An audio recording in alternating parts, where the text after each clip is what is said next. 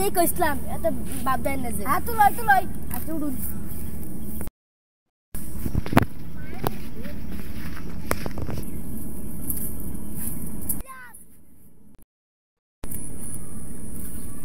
তুই আমার বড় ভাই ডাকলি না কে ছুট্টু একটু কিছু বাপ দেখা